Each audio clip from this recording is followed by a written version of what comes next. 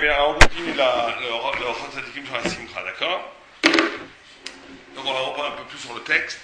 Mishe Me'amin Be'elokim, Belev Shalem. On doit arrêter à 2 heures, c'est ça? Bon, alors on a un peu de temps. Mishe Me'amin Be'elokim, Belev Shalem. Ubote arbo bebitachon chazak. Yavu oto bitachon shelo yefachet mi'olam midvara. Celui qui croit vraiment en Dieu et qui lui fait confiance. Alors, ça ne suffit pas de croire en Dieu. Quelqu'un peut savoir pertinemment 100% que Dieu existe, mais il se méfie. Pourquoi? Il a reçu des coups dans la tête quand il était jeune. Il se dit, bon, Dieu peut m'envoyer des coups. Donc, j'ai peur. Ça ne suffit pas. Il faut avoir bitachon. On va voir comment, fortement. Cet homme, par définition, n'aura peur de personne. N'aura peur de rien. N'aura pas peur.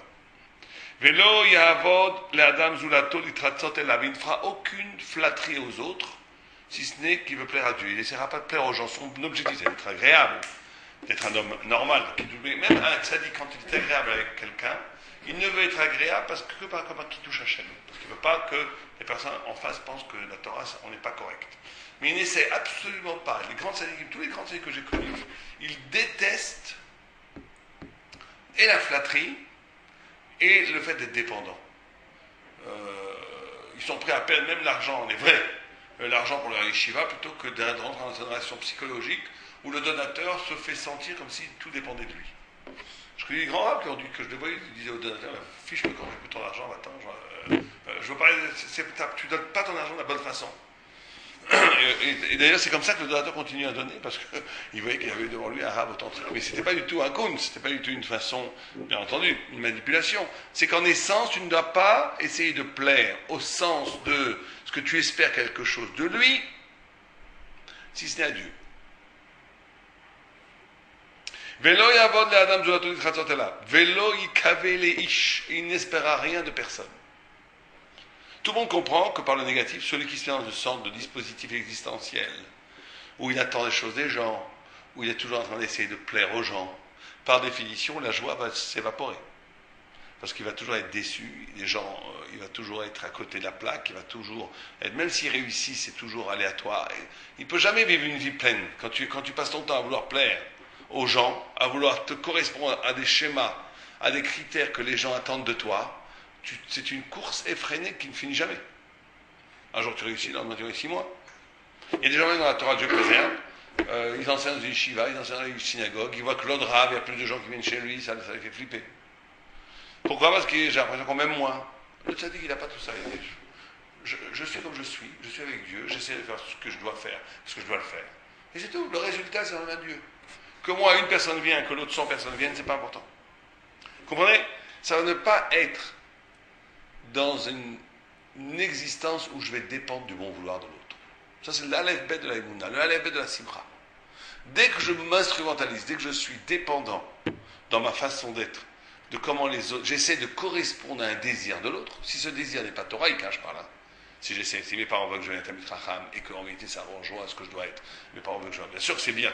Parce qu'en réalité, je n'essaie pas d'être conforme aux désirs de mes parents. J'essaie d'être conforme aux désirs de mes parents qui sont le reflet du désir de Dieu, qui sont le reflet de pourquoi j'ai été créé.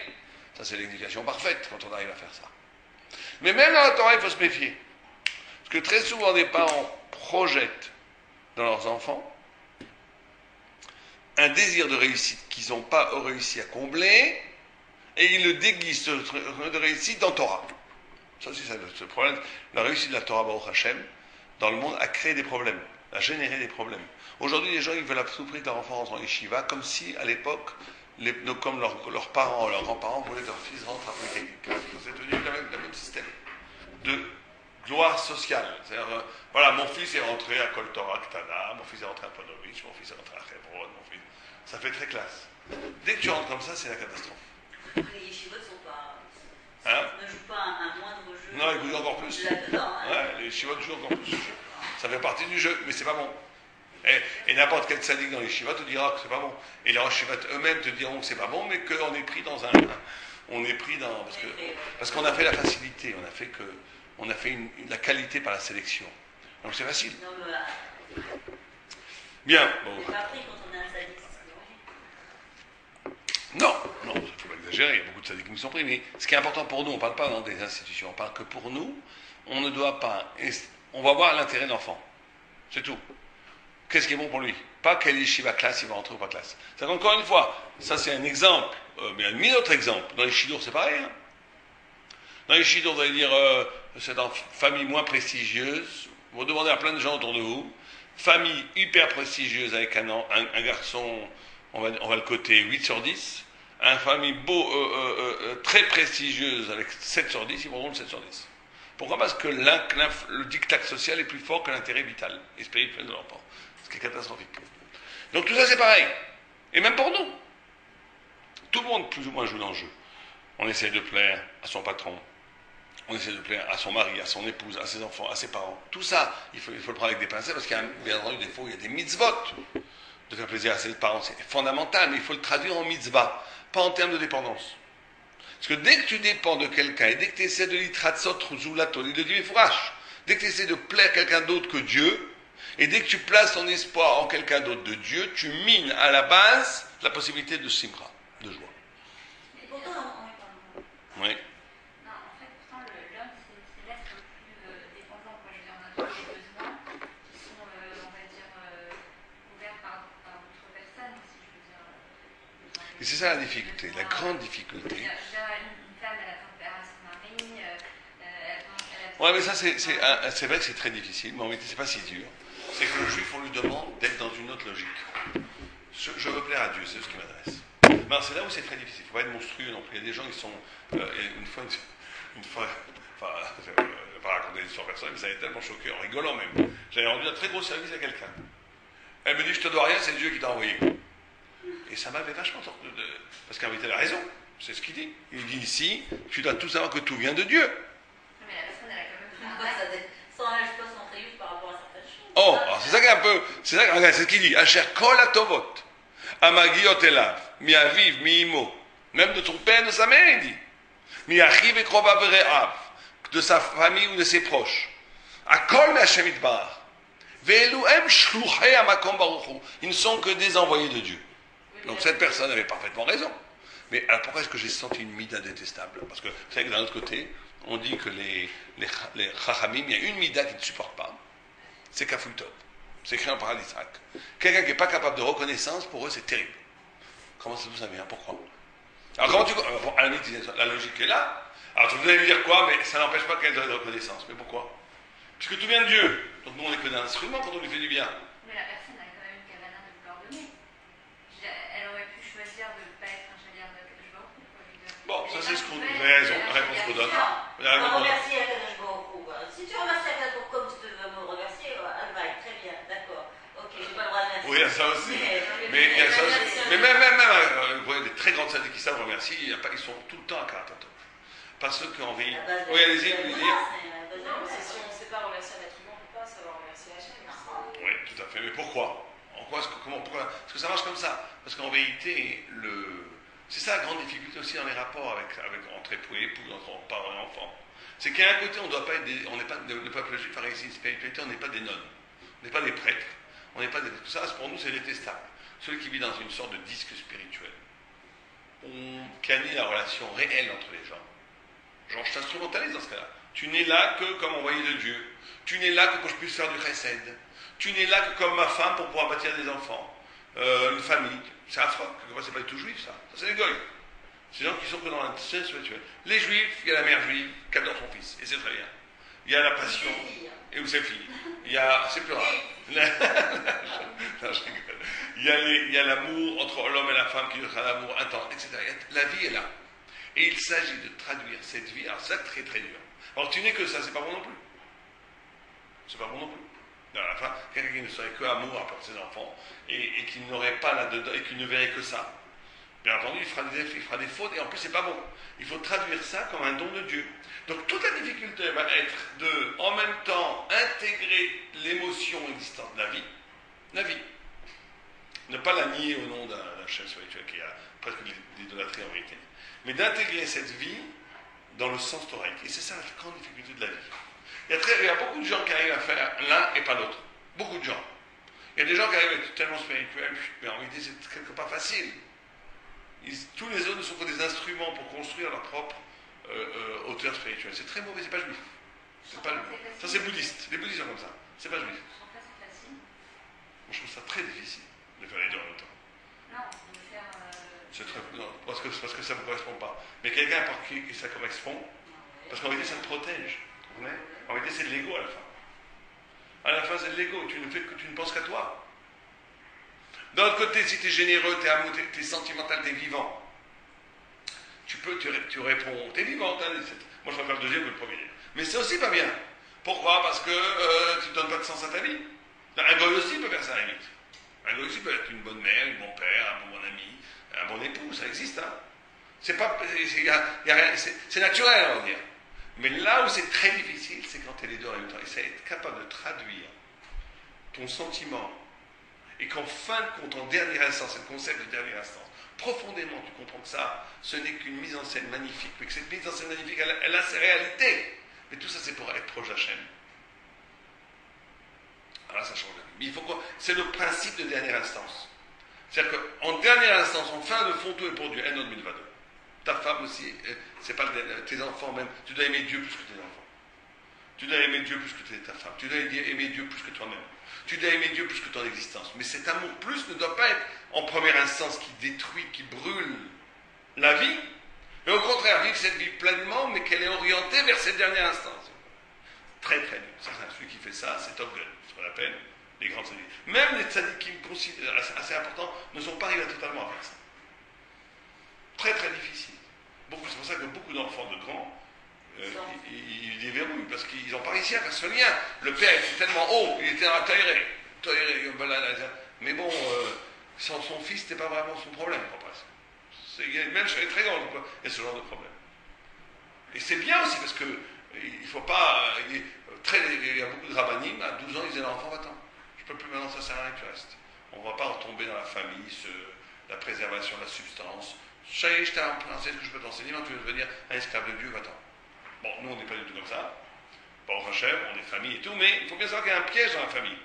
Il y a un piège où tu t'économies, où tu deviens une partie d'un tout.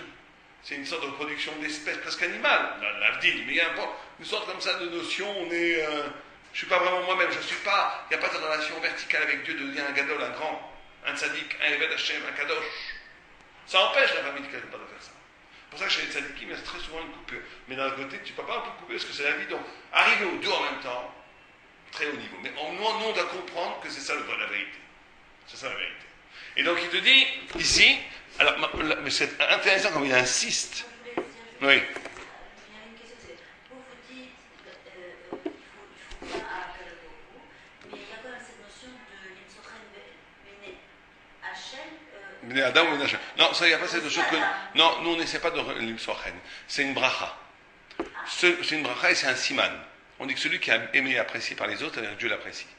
C'est un siman. Quelqu'un qui n'est pas apprécié par les autres, qui n'est pas aimé, il faut qu'il se pose des questions.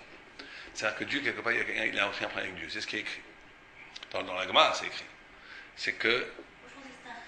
Non, il y a un chiyuv de ne pas faire chashoud. Ça, c'est autre chose. Il y a un chiyuv, je dois faire très attention, que les gens, même si je suis honnête, que les gens ne me soupçonnent pas. Par exemple, M. Lasri m'a dit tu peux prendre l'argent pour le taxi. D'accord? Je vois que la secrétaire n'est pas là, je vois le tiroir fouillé dans le coffre. Imaginons. Je n'ai pas le droit de faire ça. Même si j'ai le droit d'après la halakha pure. Pourquoi est-ce que des gens qui passeraient pourraient commencer à croire qu'il est en train de voler? Ça, je n'ai pas le droit. Donc, je ne dois pas me mettre dans une situation où les gens peuvent me soupçonner de choses. Mais je ne dois pas essayer de me motsechen afechad. Non. D'accord? Et donc, bon, alors tout ça fait que tu ne dois pas essayer de plaire aux gens. Tu ne dois pas essayer de les contenter. Tu ne dois pas espérer dans les gens. Tu dois espérer qu'en Dieu. Et bien entendu, ne jamais accepter Velo Yaskim Imaim Bedvar Sheu Keneged Avodat Borit Barat. Bien entendu, ça c'est pshita. De ne pas se taire par une sorte d'acquiescement, par lâcheté. Ça aussi, c'est dur à faire. C'est pas si évident. Vous avez tous des gens qui se moquent, des rabbinim. Moi, j'étais une fois à rendez-vous, ça a été très difficile. Hein.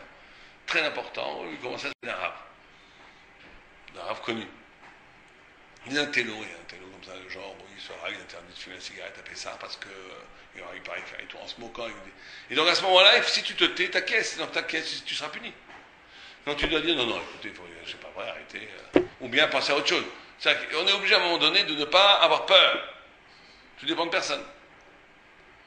Velo ifradu inyanim, velo achat bachlokatam, ve'im uchiach otam lo izam ikvodam. Et donc, bon, ça, tu dois être capable aussi de faire des remontrances aux gens qui vont contre la Torah et contre Dieu. Velo yavosh mehem, velo yafeh lahem hasheker. Donc, tu sors du mensonge. Ve'Hashem Elokim yazor li, alken lo niklamati, alken samti panai. C'est ce que dit le Isha, que lo evosh. Que, en vérité, on est dans un monde où mon point de référence absolu, c'est Hachem. Ça, c'est le Aleph-Bet de la Simcha. S'il n'y a pas ça, il ne peut pas avoir vraiment de joie, il faut le savoir. Alors, il peut y avoir des joies circonstancielles. Quelqu'un va gagner au loto, sur le moment, il va être content. Il va gagner 10 millions de shekels, il est content. Mais c'est une joie extérieure qui va. Et il y a des gens qui passent leur vie avec une bracha, un mazal. Mais ce n'est pas le bonheur, ça. Qu'ils ont un mazal extérieur qui vient du Ksrutabot, qui n'en sait pas trop. C'est des calculs qu'on ne comprend pas du tout. Ils vont avoir l'air d'être joyeux. Mais en réalité, ils ne sont pas du tout joyeux. Mais ils ont l'air, et eux-mêmes, ils croient qu'ils sont joyeux. Pourquoi? Parce qu'ils gagnent. Aujourd'hui, ils gagnent au loto. Demain, ils rencontrent le prince charmant. Après-demain, ils ont un enfant très mignon. Toutes sortes de bonheur extérieur qui te rendent heureux. C'est sûr que l'extérieur te rend heureux. Surtout des enfants. Tu as des enfants gentils, magnifiques, ça te rend heureux. Tu gagnes pas d'argent, tu es content. Je sais pas, voilà. Mais c'est pas, en vérité, à la fin, c'est très fragile, ça reste pas. Parce que ce n'est qu'une alimentation, comme on appelle dans les hôpitaux, là, alimentation artificielle. Quand on met des tuyaux, c'est pas une vraie bonheur. Mais on peut, Dieu, et c'est pour ça qu'on dit des fois le bonheur c'est une clala. Parce que tu peux passer ta vie à croire que tu es heureux. Et en vérité, tu reçois des sous parce que pour pas que tu le perds, on la va voir. En vérité, tu n'es pas du tout heureux. Tu n'as jamais goûté au vrai bonheur. Tu as goûté à plein de choses qui te sont arrivées, super. Bon, ben c'est bien. Mais on dit qu'il faut être sa mère très pauvre. Bien sûr. Alors si la personne est reçue, elle est contente. Bien entendu, je ne dis pas que c'est négatif, je dis que ça ne suffit pas. Et sa mère, regardez comment la phrase est dit ça. Mia Hashem Sameach Bechelko. C'est-à-dire que c'est Bechelko, c'est Chelko. Il comprend que ce qui lui arrive, c'est ce qu'il lui faut c'est son Chelek, c'est sa part dans la vie pour arriver à être proche de Dieu. C'est pas du tout genre Sameach Bechelko, c'est un travail, Sameach Bechelko. C'est-à-dire qu'on peut avoir 10 millions de dollars et être très malheureux de ne pas avoir assez. Et on peut avoir 2000 shekels par mois et vivre très bien heureux parce que j'ai pas mis, je sais que c'est mon Chelek. Et ça toute la vie, le ciel est à moi. Non, mais je sais pas ce que toi tu dis, mais c'est-à-dire, tu peux avoir $1 milliard et des salaires. Bien sûr. Ouais. Ce que j'ai dit. C'est ça, non. Ça c'est le Top Gun, c'est le mieux. Quand j'ai les deux. Ouais. C'est rare. Mais bon, oui, pourquoi pas, bien entendu. Je dis pas que c'est pas bien d'avoir $1 million, $1 milliard même. C'est très bien. C'est un truc comme ça, c'est quelqu'un qui. Mais c'est plus difficile. Non, mais c'est plus difficile. C'est plus parce que quand vous avez une belle villa, une belle voiture, une gentille femme ou un gentil mari, vous n'avez plus tellement besoin de chercher le bonheur. Et donc, c'est plus difficile. De façon naturelle, vous allez vous fabriquer un bonheur artificiel. Il faut faire attention à ça. Mais c'est vrai, vous avez raison qu'en essence, un sage, il va très bien dire tout ça, c'est très joli, mais c'est pas le vrai bonheur. Et il va travailler pour trouver le vrai bonheur qui est une relation avec Hachem. Mais il y a des gens, une des grandes choses qui empêche la spiritualité, c'est malheureux à dire, mais c'est comme ça. Quand les gens sont contentés, ils n'ont pas envie de chercher la spiritualité. Très souvent, quand on commence à se poser des questions, quand ça va mal, pourquoi? C'est pas juste parce qu'ils espèrent une réponse à un problème. Parce qu'ils ont senti le vide. Donc maintenant, ils ont besoin ils comprennent qu'il leur manquait quelque chose dans la vie. Alors que celui qui a tout, il rentre dans un train-train, bon. Donc il n'a pas besoin de chercher la vérité ni le bonheur, il ne va jamais trouver le bonheur. Donc très souvent, l'opulence, c'est une clala. Très souvent. Pas toujours, vous avez raison, Rabbi Yehuda Hanassi était un immense riche, c'était le plus grand des sages d'Israël. De son époque, on a plein comme ça, on a beaucoup de. Mais il faut faire très attention avec les faux bonheurs. Qui sont très faciles ça nous oublie. Regardez les gens, ils font que ça. Télé, immobilier devant 2 ans devant un truc. Je suis content, j'ai mon petit whisky, mes pistaches, la moutarde, les gens ils sont là, au bord de la plage à Natania, en train de regarder la télé, ils sont très contents. Tout va bien. Mais en réalité, ils n'ont rien, ils ne vivent pas. Ils n'ont rien, qu'est-ce qu'ils ont? Ils ont branché sur un raid de télé qu'on leur met en train de manger du sucre et du sel. Bon, c'est pas ça qui est c'est pas ça la vie. C'est pas du tout ça la vie. La vie, non, mais oui, c'est pas ça la vie. Il faut comprendre que c'est pas ça la vie. Parce que pourquoi c'est pas ça la vie? Parce qu'elle n'a pas besoin d'être un homme pour vivre. Une vache aussi, elle vit comme ça. Elle mange, elle est très contente. Dans son étape, tout va bien. Donc c'est pas vivre comme une vache, c'est pas vivre comme un homme. Donc il faut apprendre cette notion-là. Mais alors, on n'a pas le temps, on verra ça la semaine prochaine, mais on essaiera de lire plus dans le texte. Mais il va développer ici on va juste continuer une ligne. Cette notion, pendant une page, il développe de ne pas être que la notion essentielle, le aleph bet, l'alpha bêta du bonheur, de la simra, de la vraie simra, c'est d'abord, avant tout, de vivre pas dépendant. Et il va très loin dans son analyse que c'est dépendant. Il dit, Aboté Abba Elohim, Yahvé ou Abitachon, les fanot libo minyane olam. D'abord, il dit aussi, une deuxième chose, c'est s'épurer son cœur des problèmes du monde. C'est-à-dire que les problèmes du monde, ils existent. Il faut bien que je travaille, il faut bien que je paye mon appartement, il faut bien que je paye mes choses. Mais ça ne doit pas être dans le cœur, justement. Ça ne doit pas être dans le cœur, ça ne doit pas être essentiellement ça ma préoccupation. Et regardez ce qu'il dit, les yached, unir, Atzmo lui-même, les Inyane Torah Vavoda. Ça, c'est le deuxième niveau. C'est un premier niveau de ne pas être dépendant tout le temps de personne, que de Dieu. Et deuxième niveau, de s'unir, c'est-à-dire que ce qui te préoccupe fondamentalement, c'est des projets spirituels. Est-ce que ça rejoint ce que vous disiez, le danger que n'importe quelqu'un qui fait une grande Avodat Hashem, rien que dans le spirituel, c'est ça le danger. Parce qu'ils se détachent tellement, ils se détachent aussi de la vie, comme vous dites. Tout à fait. Tout à fait, tout à fait. C'est pour ça qu'il doit être. Mais ce que lui, sa chita, c'est qu'en premier, c'est spirituel, et après, tu intègres le matériel en spirituel. C'est pas que tu apportes tes matériels et après tu rajoutes la spiritualité. C'est ça le chita du Chod Sadikim. Il dit d'abord, tu fais un travail de débrouillement. Alors qui va te rendre peut-être un petit peu lourdingue, on va dire au début, quand tu vas être un peu retiré, tu vas être peut-être moins réactif, moins sympathique. Parce que tu vas être plus profond, tu vas plus être avec Dieu. Mais qu'à partir de là, tu essaies après de dire, mais il faut que je réintègre ça dans la vie. Ça veut dire que tu essaies après d'aller vers les gens en leur faisant partageant Torah, Chesed, etc. Oui, ça peut être très difficile. Mais le Rotaki pense que si tu ne le fais pas, par définition, ton spirituel va être compromis par elle ne peut pas être pure. Il faut à un moment donné, il faut se couper, il faut s'unir à la Torah. Une fois que tu t'unis à la Torah, tu donnes. Tu ne peux donner que si tu as. Et tu n'as que si tu t'es coupé. Il y a d'autres chitotes, des choses moins radicales, qui a dit que tu fais des choses en même temps, l'une avec à côté de l'autre. Mais d'un point de vue pratique, c'est cette chita quand même la plus véritable. Parce que c'est très difficile sinon. Parce que sinon, c'est toujours un peu mélangé chaque chouka, on n'y arrive vraiment jamais. On n'y arrive pas vraiment sinon. Mais Tarek Adam l'Arkor, et ça c'est ce qu'il dit, il dit pour arriver à ça. Tarek Adam l'Arkor. Adeot amarzikot et libo liot bepitaron shalem beelokim.